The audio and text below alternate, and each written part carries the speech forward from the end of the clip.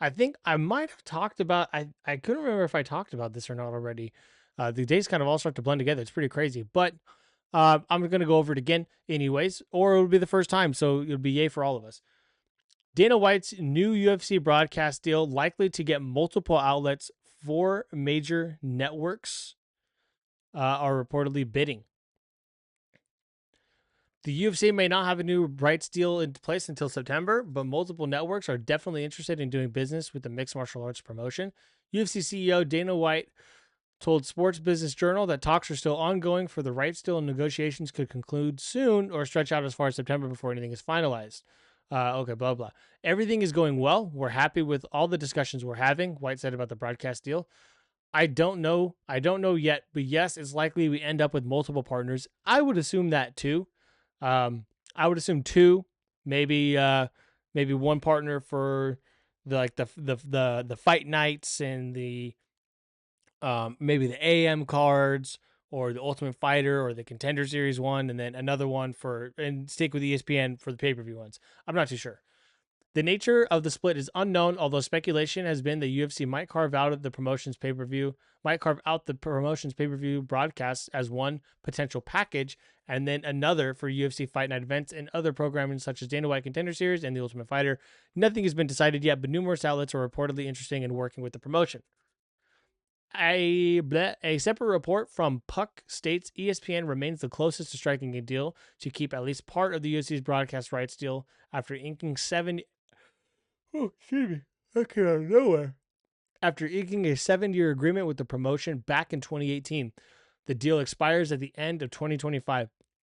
Please, for the love of God, leave ESPN Plus. They suck. The app sucks. It always. Does anybody else have this problem? When you fast forward a little bit, it just then rewinds the whole thing, and then you can't jump back up to the spot. So you got to get out of the app. You got to exit out of the app. Then you got to go back in, and then fast forward to where you were. And sometimes it just does it multiple times. It sucks. It's so annoying. And it took like what 3 years for them to finally get a start from the beginning portion of it. Like what the fuck? The app is just not even just the UFC segment of the app. The app itself is designed terribly. It's such a whack ass monkey do layout. It's terrible. Fuck ESPN. Fuck ESPN Plus. Fuck Disney. They suck at everything. Anyways, ESPN currently maintains the rights over the entire UFC package, including pay-per-view broadcasts that air on ESPN Plus. Puck reported at least 3 major outlets are interested in the UFC, including Netflix, which has already done business through TKO with the WWE, and now the upcoming Canelo Alvarez-Terrence Crawford fight with Amazon Prime and Warner Brothers Discovery also vying for a potential deal. Yes, okay, I've said this all along. I've said this so much. When Bellator was around and they were on Max, it was great.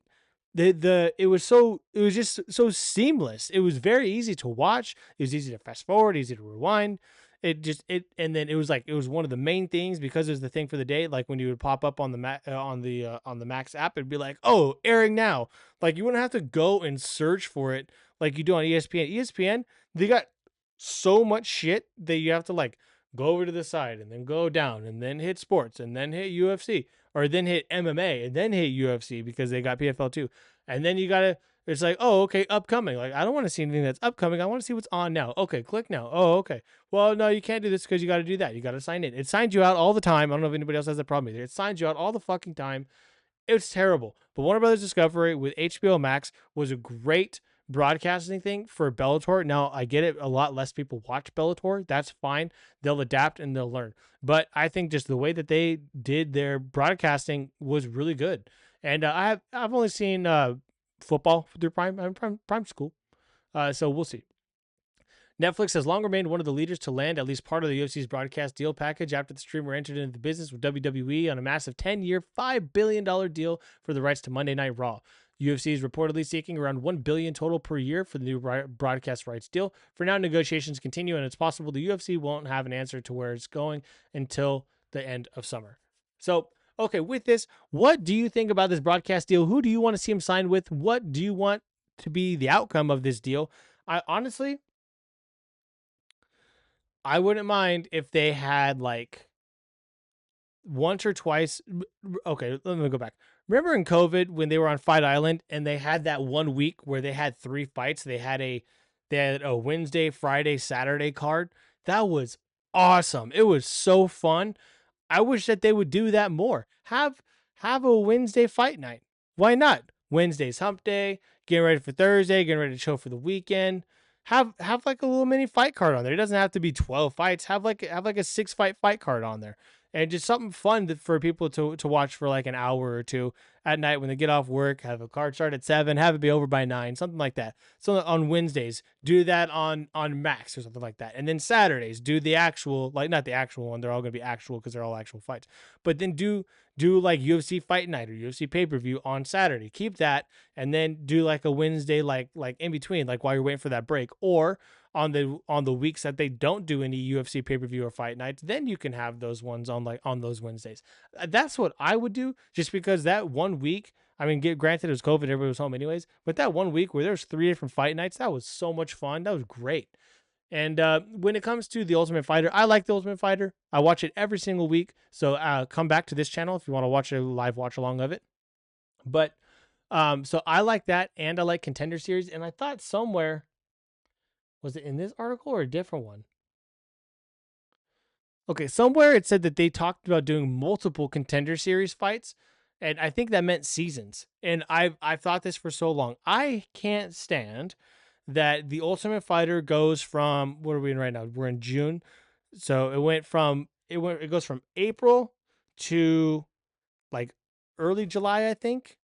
And then And then it's like a month off, and then you have August to October for Dana White Contender Series. And then it's done. October, November, December, January, February, March, April. 7 months you have nothing.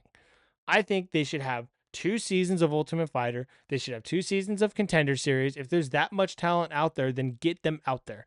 Let's do this. Let's get it done.